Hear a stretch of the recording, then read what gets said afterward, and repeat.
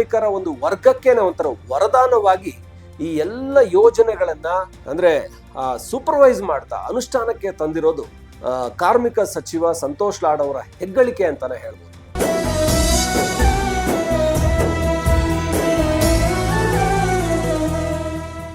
ಕಾರ್ಮಿಕರ ಕಣ್ಮಣಿ ಅಂತ ಸಂತೋಷ್ ಲಾಡ್ ಕರೆಸ್ಕೊಳ್ತಾ ಇರೋದಕ್ಕೆ ಕಾರಣ ಏನು ಅಂದ್ರೆ ಅವರು ಕೈಗೊಂಡಿರುವಂತ ಕಾರ್ಯಕ್ರಮಗಳು, ಕಾರ್ಮಿಕ ಕಲ್ಯಾಣ ಯೋಜನೆಗಳಿದೆಯಲ್ಲ, ಇದು ಒಂದಷ್ಟು ಉದಾಹರಣೆಗಳನ್ನ ನಿಮಗೆ ಕೊಡೋದಾದ್ರೆ 100 ಹೈಟೆಕ್ ಸಂಚಾರಿ ಆರೋಗ್ಯ ಕೇಂದ್ರಗಳು, ಅಂದ್ರೆ ಆರೋಗ್ಯ ಆ ಒಂದು ಕಾರ್ಮಿಕರು ಎಲ್ಲೆಲ್ಲಿ ದೊಡ್ಡ ದೊಡ್ಡ ಸಂಖ್ಯೆಯಲ್ಲಿ ಕೆಲಸ ಮಾಡ್ತಾರಲ್ಲ ಅಲ್ಲಿಗೇನೆ ಈ ಹೈಟೆಕ್ ಮೊಬೈಲ್ ಘಟಕ ಆರೋಗ್ಯದ ಒಬ್ರು ಡಾಕ್ಟರ್ ಇರ್ತಾರೆ, ಒಂದಷ್ಟು ಜನ ನರ್ಸ್ಗಳಿರ್ತಾರೆ, ಅವರಿರುವಂತ ಒಂದು ಬಸ್, ಒಂದು ಕನ್ಸ್ಟ್ರಕ್ಷನ್ ಏರಿಯಾ ಅಂದ್ಕೊಂಡ್ರೆ ಒಂದು 500 ಜನ 1000 ಜನ ಕೂಡ ಕೆಲಸ ಮಾಡ್ತಾರೆ. ಕೆಲವು ಕಡೆ 100-200 ಜನ ಅಂತೂ ಕೆಲಸ ಮಾಡುವಂತ ಜಾಗಗಳಿರುತ್ತೆ.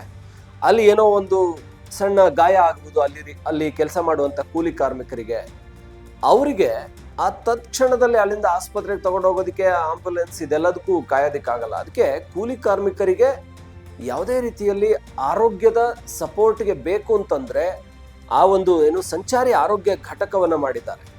ಅಲ್ಲಿ ಒಬ್ರು ವೈದ್ಯರಿರ್ತಾರೆ, ನರ್ಸ್ಗಳಿರ್ತಾರೆ. ತತ್ಕ್ಷಣದಲ್ಲಿ ಏನ್ ಟ್ರೀಟ್ಮೆಂಟ್ ಮಾಡಬೇಕು, ಯಾಕೆಂದ್ರೆ ತುಂಬಾ ಎತ್ತರದ ಈ ಕನ್ಸ್ಟ್ರಕ್ಷನ್ ಏರಿಯಾಗಳು ಅಂದ್ರೆ 10, 20, 30, 50 ಫ್ಲೋರ್ಗಳಲ್ಲಿ ಅಷ್ಟು ಎತ್ತರದಲ್ಲಿ ಕೆಲಸ ಮಾಡ್ತಾ ಇರ್ತಾರೆ. ಏನಾದ್ರೂ ಅವಘಡಗಳು ಸಂಭವಿಸುವಂತ ಸಾಧ್ಯತೆ ಇರುತ್ತೆ. ಹಾಗಾಗಿ ಅಲ್ಲಿಗೆ 100 ಸಂಚಾರಿ ಆರೋಗ್ಯ ಘಟಕಗಳು ರಾಜ್ಯಾದ್ಯಂತ ಕೆಲಸ ನಿರ್ವಹಿಸ್ತವೆ, ಅಂದ್ರೆ ಮೊಬೈಲ್ ಹೆಲ್ತ್ ಯೂನಿಟ್ಗಳು. ಸೊ ಇದರಿಂದ ಬಹಳಷ್ಟು ಹೆಲ್ತ್ ಸೇಫ್ಟಿ ಇದೆ. ಮತ್ತಿಲ್ಲಿ ನಾವು ಗಮನಿಸಬೇಕು, ಇಲ್ಲಿ ಕೂಲಿ ಕಾರ್ಮಿಕರು ಕೂಡಲೇ ಬರೀ ಕರ್ನಾಟಕದವರಿಗೆ ಅಂತಲ್ಲ, ನಾರ್ಮಲ್ ಆಗಿ ಕನ್ಸ್ಟ್ರಕ್ಷನ್ ಅಥವಾ ಬೇರೆ ಬೇರೆ ಕೆಲಸಗಳು, ಕಾರ್ಖಾನೆಗಳು ಇಲ್ಲೆಲ್ಲ ಬರುವಂತದ್ದು ಉತ್ತರ ಭಾರತ ಭಾಗದ ಜನರು ಬಹಳಷ್ಟು ಇರ್ತಾರೆ. ಹಾಗಾಗಿ ಅವರು ಕೂಡ ಇದರ ಸವಲತ್ತನ್ನ ಪಡ್ಕೋತಾರೆ. ಕೇವಲ ಒಂದು ಆಧಾರ್ ಕಾರ್ಡ್ ಅನ್ನ ಇಟ್ಕೊಂಡು ಅವರು ಇದನ್ನ ಸವಲತ್ತನ್ನ ಪಡ್ಕೋಬಹುದು. ಹಾಗೆ ಶ್ರಮಿಕರಿಗೆ ವಸತಿ ಶಾಲೆಗಳನ್ನ ತೆರೆದಿರುವಂತದ್ದು ಕೂಡ ಒಂದು ಪ್ರಮುಖವಾದಂತ, ಈ ಮೊರಾರ್ಜಿ ದೇಸಾಯಿ ಮಾದರಿಯಲ್ಲಿ ಕಾರ್ಮಿಕರ ಮಕ್ಕಳಿಗೆ, ಅವರಿಗೆ ಶಾಲೆಗಳಿಗೆ, ಅವರ ಎಜುಕೇಶನ್ಗೆ ಯಾವುದೇ ಕೊರತೆ ಆಗಬಾರ್ದು ಅಂತ ಅವರಿಗಾಗಿ ಶ್ರಮಿಕ ವಸತಿ ಶಾಲೆಗಳನ್ನ ಮಾಡಿರುವಂಥದ್ದು ಮತ್ತೊಂದು ಮಹತ್ವದ ಕಾರ್ಯ ಅಂತ ಹೇಳ್ಬೋದು ಈ ಕಾರ್ಮಿಕ ಇಲಾಖೆಯಲ್ಲಿ ಆಗಿರುವಂಥದ್ದು. ಈ ಶ್ರಮಿಕ ಶಾಲೆಗಳಿದೆಯಲ್ಲ, ಇದು ಬಹುತೇಕರಿಗೆ ನೋಡಿ, ಕಾರ್ಮಿಕರು ತಮ್ಮ ಮಕ್ಕಳನ್ನ ತಾವೆಲ್ಲಿ ಕೆಲಸ ಮಾಡ್ತೀವೋ ಅಲ್ಲಿಂದ ಕಳಿಸೋದೇ ಕಷ್ಟ ಆಗುತ್ತೆ. ಅಂದ್ರೆ ತಮ್ಮ ಮಕ್ಕಳನ್ನ ಒಂದು ಭಾಗದಲ್ಲಿ ಕೆಲಸ ಮಾಡಿಸ್ತಾ ಇದ್ರೆ ಅಲ್ಲಿಂದ ತನ್ನ ಹುಟ್ಟೂರಿಗೆ ಅಲ್ಲಿ ಕಳಿಸಿ ಅಲ್ಲಿ ಸ್ಕೂಲಿಗೆ ಕಳಿಸೋದು ತೊಂದರೆ. ಯಾಕೆಂದ್ರೆ ವಸತಿ ಶಾಲೆಗಳಿರೋದಿಲ್ಲ, ಊಟ ಕೊಡುವಂಥದ್ದು ಇದೆಲ್ಲ ತೊಂದರೆ ಆಗುತ್ತೆ. ಅದಕ್ಕೆ ಎಲ್ಲಿ ಕಾರ್ಮಿಕರು ಕೆಲಸ ಮಾಡ್ತಾರೋ, ಶ್ರಮಿಕರು ಎಲ್ಲಿದಾರೋ ಅಲ್ಲೇ ವಸತಿ ಶಾಲೆಗಳನ್ನ ಕೂಡ ಮಾಡುವಂಥದ್ದು ಇದು ಬಹಳ ಒಂಥರ ಕ್ರಾಂತಿಕಾರಿ ಹೆಜ್ಜೆಗಳಲ್ಲೊಂದು ಅಂತ ಹೇಳ್ಬೋದು. ಇನ್ನು 43 ಕಾರ್ಮಿಕ ಸೇವಾ ಕೇಂದ್ರಗಳನ್ನ ಶುರು ಮಾಡಿದ್ದಾರೆ ಅನ್ನುವಂಥದ್ದು. ಇದು ಮತ್ತೊಂದು ರೀತಿ ಮೊಬೈಲ್ ಸಂಚಾರಿ ಆರೋಗ್ಯ ಘಟಕ ಏನಿತ್ತಲ್ಲ, ಆ ರೀತಿಯಲ್ಲಿ ಕಾರ್ಮಿಕರಿಗೆ ಏನು ಸೇವೆಗಳು ಬೇಕೋ ಇಂಥ ರಾಜ್ಯಾದ್ಯಂತ 43 ಕೇಂದ್ರಗಳನ್ನ ಸ್ಥಾಪಿಸಿರುವಂಥದ್ದು. ಎಲ್ಲೆಲ್ಲ ಅವಶ್ಯಕತೆ ಇದೆಯೋ ಅಲ್ಲಿ ಪ್ರಮುಖವಾಗಿ ಸ್ಥಾಪನೆ ಮಾಡಿ ಕಾರ್ಮಿಕರ ಯಾವುದೇ ಸಮಸ್ಯೆಗಳಿಗೆ ಸ್ಪಂದಿಸುವಂತ.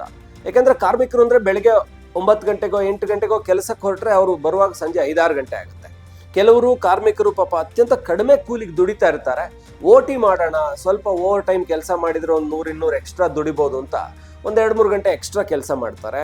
ಹಾಗಾಗಿ ಅವರ ಕೆಲಸದ ವೇಳೆಯಲ್ಲಿ ಅವರು ಬೇರೆ ಬೇರೆ ರೀತಿ ಅವ್ರಿಗೆ ಬೇಕಾದಂತಹ ಕೆಲಸಗಳನ್ನ, ಅಂದ್ರೆ ಈ ಸೇವಾ ಕೇಂದ್ರಗಳಲ್ಲಿ ಏನಿರುತ್ತೆ ಆ ಕೆಲಸಗಳನ್ನ ಮಾಡ್ಕೊಳ್ಳೋದಕ್ಕೆ ಆಗಲ್ಲ. ಅಂದ್ರೆ ಈ ಆಧಾರ್ ಕಾರ್ಡ್ ಅಪ್ಡೇಟ್ ಅಂತ ಒಂದಷ್ಟು ಇರುತ್ತೆ, ಪ್ಯಾನ್ ಕಾರ್ಡ್ದು, ಇನ್ನೇನೋ KYC ಮಾಡೋದು, ಇದೆಲ್ಲದಕ್ಕೂ ಕೂಡ ಕಾರ್ಮಿಕ ಸೇವಾ ಕೇಂದ್ರಗಳಲ್ಲಿ ಸವಲತ್ತಿದೆ. ಹಾಗಾಗಿ ಕಾರ್ಮಿಕರು ತಮ್ಮ ಕೆಲಸವನ್ನು ಬಿಟ್ಟು ಎಲ್ಲಿಗೂ ಹೋಗಬೇಕಾಗಿಲ್ಲ, ಬಹಳ ಹತ್ತಿರದಲ್ಲಿ ಇದನ್ನು ಮಾಡ್ಕೋಬಹುದು. ಈ ರೀತಿಯ ವ್ಯವಸ್ಥೆಯನ್ನು ಕೂಡ ಮಾಡಿದ್ದಾರೆ. ಧಾರವಾಡ ಮತ್ತು ಮೈಸೂರಿನಲ್ಲಿ ಕಾರ್ಮಿಕ ಕೌಶಲ್ಯ ಕೇಂದ್ರಗಳನ್ನ ಸ್ಥಾಪನೆ ಮಾಡಿದ್ದಾರೆ. ಅಂದ್ರೆ ಕಾರ್ಮಿಕರಿಗೆ ಏನೇನು ಬೇಕು ಸ್ಕಿಲ್ಸ್ ಗಳನ್ನ ಕೊಟ್ಟು ಟ್ರೈನ್ ಮಾಡುವಂಥದ್ದಿರ್ಬೋದು, ಇದೊಂದು ಪ್ರಮುಖ ಕೆಲಸ ಆಗಿದೆ. ಅದು ಧಾರವಾಡ ಹಾಗೆ ಮೈಸೂರಲ್ಲಿ ಹೆಚ್ಚು, ಅಂದ್ರೆ ಎಲ್ಲಿ ಎಲ್ಲಾ ಕಡೆ ಈ ಕೇಂದ್ರಗಳನ್ನ ಸ್ಥಾಪನೆ ಮಾಡೋದು ಅಷ್ಟು ಸಾಧ್ಯ ಆಗೋದಿಲ್ಲ. ಆದ್ರೆ ಎಲ್ಲೆಲ್ಲಿ ಪ್ರಮುಖವಾಗಿ ಬೇಕು, ಬೆಂಗಳೂರಿನಲ್ಲಿ ಸಹಜವಾಗಿ ಎಲ್ಲ ರೀತಿಯಲ್ಲಿ ಅವಕಾಶಗಳಿದಾವೆ, ಆದ್ರೆ ಧಾರವಾಡ ಮೈಸೂರಲ್ಲಿ ಬೇಕಾಗುತ್ತೆ ಅನ್ನೋ ಕಾರಣಕ್ಕೆ ಪ್ರಮುಖವಾಗಿ ಮಾಡಿದ್ದಾರೆ. ಕಾರ್ಮಿಕರಿಗೆ ಏನೇನು ಸ್ಕಿಲ್ಸ್ ಬೇಕು ಅದನ್ನ ತರಬೇತಿ ಕೊಡುವಂಥದ್ದು, ಇದರಿಂದ ಅವರು ಹೆಚ್ಚಿನ ಗಳಿಕೆಯನ್ನು ಕೂಡ ಮಾಡಬಹುದು. ಕಾರ್ಮಿಕರ ಇಲಾಖೆ ಕಾರ್ಮಿಕರ ಕಾಳಜಿಯಲ್ಲಿ ಮತ್ತೊಂದು ಪ್ರಮುಖ ಕೆಲಸವನ್ನು ಮಾಡ್ತಾ ಇರೋದು ಅಂದರೆ ಕಾರ್ಮಿಕರಿಗೆ ತಾತ್ಕಾಲಿಕ ವಸತಿ ಸಮುಚ್ಚಯಗಳ ಸ್ಥಾಪನೆ ಮಾಡಿರುವಂಥದ್ದು. ಅಂದರೆ ಕಾರ್ಮಿಕರ ಸುರಕ್ಷತೆ ಮತ್ತು ಭದ್ರತೆಗಾಗಿ ಈ ತಾತ್ಕಾಲಿಕ ವಸತಿ ಸಮುಚ್ಚಯಗಳಲ್ಲಿ ನೀರು, ವಿದ್ಯುತ್ ಹೀಗೆ ಎಲ್ಲ ಮೂಲಭೂತ ಸೌಕರ್ಯಗಳನ್ನು ಇದು ಒಳಗೊಂಡಿದೆ. ಕಾರ್ಮಿಕರ ಆರೋಗ್ಯ ಕಾಪಾಡೋದಕ್ಕೆ ಇದು ನೆರವಾಗ್ತಾ ಇದೆ.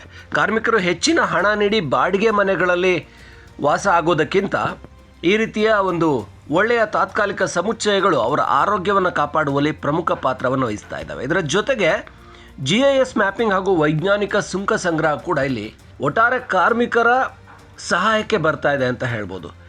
ಇಲ್ಲಿ ಸುಂಕ ಸಂಗ್ರಹವನ್ನು ಸುಂಕ ಟ್ರ್ಯಾಕಿಂಗ್ ಮತ್ತು ಮಾನಿಟರಿಂಗ್ ಸಿಸ್ಟಮ್ ಮಾಡುವ ಮುಖಾಂತರ GIS ಆಧಾರಿತ ಉಪಗ್ರಹ ಮತ್ತು ಡ್ರೋನ್ ತಂತ್ರಜ್ಞಾನದಿಂದ ಏನು ಇವತ್ತಿನ ಡಿಜಿಟಲೀಕರಣವನ್ನು ಮಾಡಿ ಕಾರ್ಮಿಕರ ಒಟ್ಟಾರೆ ಡೇಟಾ ಇರ್ಬೋದು, ಹಾಗೆಯೇ ಅವರಿಗೆ ಸುಂಕ ಸಂಗ್ರಹಣೆ ಮಾಡಿ ಅವರಿಗೆ ಕೊಡಬಹುದಾದಂಥ ಸೌಲಭ್ಯಗಳನ್ನು ಕೊಡೋದಕ್ಕೆ ಸರ್ಕಾರ ಮುಂದಡಿ ಇಟ್ಟಿರುವಂಥದ್ದು ಕಾರ್ಮಿಕ ಇಲಾಖೆಯ ಮತ್ತೊಂದು ಗಮನಾರ್ಹವಾದಂಥ ಕೆಲಸ ಅಂತಲೇ ಹೇಳ್ಬೋದು.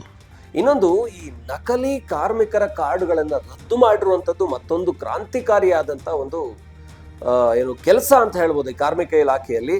ಯಾವಾಗ ಕೊರೋನಾ ಬಂತು ನೋಡಿ, ಕೊರೋನಾ ಸಂದರ್ಭದಲ್ಲಿ ತೀವ್ರವಾಗಿ ಕಾರ್ಮಿಕರಿಗೆ ಸಾಕಷ್ಟು ಸವಲತ್ತುಗಳನ್ನ ಕೊಡಲಾಗುತ್ತೆ ಅನ್ನುವಂಥ ಒಂದು ಏನು ಸುದ್ದಿ ಹೊರಬಿತ್ತು. ಹಾಗಾಗಿ ಎಲ್ಲರೂ ಕೂಡ ಕಾರ್ಮಿಕರ ಕಾರ್ಡ್ಗಳನ್ನು ರಿಜಿಸ್ಟರ್ ಮಾಡ್ಕೊಳ್ಳೋದಕ್ಕೆ ಶುರು ಮಾಡಿದ್ರು. ಎಲ್ಲರೂ ಕೂಡ ಕಾರ್ಮಿಕರ ಕಾರ್ಡ್ಗಳನ್ನು ತಗೊಂಡ್ರು. ಮತ್ತೆ ಒಂದಷ್ಟು ಜನ ಕೃಷಿಕರು ಕೂಡ, ಒಂದಷ್ಟು ಜನ ಬೇರೆ ಬೇರೆ ಕೆಲಸ ಮಾಡೋರು ಕೂಡ ಕಾರ್ಮಿಕರ ಕಾರ್ಡನ್ನು ತಗೊಂಡ್ರು. ಆದರೆ ಅವರು ಕೊರೋನಾ ಮುಗಿದ ನಂತರ ಅವ್ರವ್ರ ಕೆಲಸಗಳನ್ನ ಮಾಡೋದಕ್ಕೆ ಶುರು ಮಾಡಿದ್ರು. ಕೊರೋನಾ ಸಂದರ್ಭದಲ್ಲಿ ಬೇರೆ ಏನು ಕೆಲಸ ಇಲ್ಲ ಅಂದಾಗ ಅದಕ್ಕೊಂದಷ್ಟು ಸಹಾಯ ಸಿಗುತ್ತೆ ಅನ್ನೋ ಕಾರಣಕ್ಕೆ ಕಾರ್ಮಿಕರ ಕಾರ್ಡನ್ನು ಮಾಡ್ಕೊಂಡಿದ್ರು. ಹಾಗಾಗಿ ಇಲ್ಲಿ ನಕಲಿ ಕಾರ್ಮಿಕರ ಕಾರ್ಡ್ಗಳನ್ನು ಗುರುತಿಸಿ ಅವುಗಳನ್ನ ತೆಗೆಯಲಾಗ್ತಾ ಇದೆ. ಇದು ಕೂಡ ಯಾರು ಅಸಲಿಗೆ ಸಿಗಬೇಕೋ, ಪಡ್ಕೊಳ್ಬೇಕೋ ಸೌಲಭ್ಯಗಳನ್ನ ಅವರಿಗೆ ಸಿಗೋದಕ್ಕೆ ಸಾಧ್ಯ ಆಗ್ತಾ ಇದೆ. ಹಾಗಾಗಿ ನಿಜವಾದ ಕಾರ್ಮಿಕರು ಯಾರಿದ್ದಾರೆ ಅವರಿಗೆ ಎಷ್ಟೆಲ್ಲ ಸವಲತ್ತುಗಳನ್ನ ಕೊಡೋದಕ್ಕೆ ಸಾಧ್ಯನೋ ಆ ಎಲ್ಲ ಪ್ರಯತ್ನಗಳನ್ನ ಯಶಸ್ವಿಯಾಗಿ ಕಾರ್ಮಿಕ ಇಲಾಖೆಯ ಮೂಲಕ ಸಂತೋಷ್ ಲಾಡ್ ಅವರು ಮಾಡ್ತಾ ಇದ್ದಾರೆ. ಬಹುಶಃ ಒಂದು ಇಲಾಖೆಯಲ್ಲಿ ಇಷ್ಟು ಆಲ್ರೌಂಡ್ ವರ್ಕ್ ಅನ್ನೋದಿದೆಯಲ್ಲ, ಎಲ್ಲ ಮೂಲೆಗಳನ್ನು ತಲುಪಿ ಅವರ ಎಲ್ಲ ಅವಶ್ಯಕತೆಗಳನ್ನು ಅರ್ಥ ಮಾಡಿಕೊಂಡು ಅವರ ಬೇಡಿಕೆಗಳನ್ನ ಪೂರೈಸುವಂತ ಕೆಲಸ ಮಾಡ್ತಾ ಇರೋದು ಕಾರ್ಮಿಕ ಇಲಾಖೆ ಮಾತ್ರ. ಕಾರ್ಮಿಕ ಇಲಾಖೆಯ ಸಂತೋಷ್ ಲಾಡ್ ಅವರು. ಯಾಕೆಂದ್ರೆ ಇನ್ನೊಂದು ಇವರಿಗೆ ಇರುವಂತ ಬೆನಿಫಿಟ್ ಅಂದ್ರೆ ತುಂಬಾ ಆಕ್ಟಿವ್ ಆಗಿರುವಂತಹ ಮಿನಿಸ್ಟರ್ ಇದ್ದಾಗ ಅವರ ಅಡಿಯಲ್ಲಿ ಬರುವಂತಹ ಅಧಿಕಾರಿಗಳು ಕೂಡ ಆಕ್ಟಿವ್ ಆಗಿರ್ತಾರೆ. ಸಂತೋಷ್ ಲಾಡ್ ಅವರು ಫುಲ್ ಆಕ್ಟಿವ್ ಮಿನಿಸ್ಟರ್. ಅವ್ರು ಯಾವಾಗ ಬೇಕಾದ್ರೂ ಎಲ್ಲಿಗೆ ಬೇಕಾದ್ರೂ ಅಂದ್ರೆ ಸಡನ್ ವಿಸಿಟ್ ಮಾಡ್ತಾರೆ. ಇದರಿಂದಾಗಿ ಕಾರ್ಮಿಕ ಇಲಾಖೆ ಕೂಡ ಆಕ್ಟಿವ್ ಆಗಿದೆ. ಹಾಗಾಗಿ ಕಾರ್ಮಿಕರು ಇವಾಗ ತುಂಬ ಧೈರ್ಯವಾಗಿ, ತುಂಬ ಅಂದರೆ ಯಾವುದೇ ಭದ್ರತೆಯ ಬಗ್ಗೆ ಟೆನ್ಷನ್ ಇಲ್ಲದೆ, ಅಯ್ಯೋ ನನ್ನ ಮಕ್ಕಳ ಭವಿಷ್ಯ ಏನು, ನನ್ನ ಭವಿಷ್ಯ ಏನು, ನಾನು ದುಡಿತಾ ಹೋದರೆ ಈ ರೀತಿ ಏನಾದರೂ ನನಗೇನಾದರೂ ಗಾಯ ಆದರೆ, ಅವಘಡಗಳಾದರೆ ನನಗೆ ಸೇಫ್ಟಿ ಇದೆಯಾ, ಈ ಚಿಂತೆ ಇಲ್ಲದೇನೆ ಕೆಲಸ ಮಾಡ್ಬೋದು. ಹಾಗಾಗಿ ಕೇವಲ ತಮ್ಮ ಆಧಾರ್ ಕಾರ್ಡ್, ಪ್ಯಾನ್ ಕಾರ್ಡ್ ಇಷ್ಟನ್ನು ಇಟ್ಕೊಂಡ್ರೆ, ಇದು ಎಲ್ಲರ ಹತ್ರನೂ ಇರುತ್ತೆ, ಇದನ್ನು ಇಟ್ಕೊಂಡು ತರಬೇತಿಯನ್ನು ಪಡ್ಕೊಂಡು ಕೂಡ ಕಾರ್ಮಿಕರಾಗಿ ಕೆಲಸ ಮಾಡ್ಬೋದು. ನೀವು ಕಾರ್ಮಿಕರಾಗಿದ್ದರೆ ಎಲ್ಲ ರೀತಿ ಸೌಲಭ್ಯಗಳನ್ನು ಪಡ್ಕೊಳ್ಬಹುದು. ಹಾಗಾಗಿ ಇಡೀ ಕಾರ್ಮಿಕರ ಒಂದು ವರ್ಗಕ್ಕೇನೆ ಒಂಥರ ವರದಾನವಾಗಿ ಈ ಎಲ್ಲ ಯೋಜನೆಗಳನ್ನು ನಿರಂತರವಾಗಿ ಅಂದರೆ ಸೂಪರ್ವೈಸ್ ಮಾಡ್ತಾ ಅನುಷ್ಠಾನಕ್ಕೆ ತಂದಿರೋದು ಕಾರ್ಮಿಕ ಸಚಿವ ಸಂತೋಷ್ ಲಾಡ್ ಅವರ ಹೆಗ್ಗಳಿಕೆ ಅಂತಲೇ ಹೇಳ್ಬೋದು.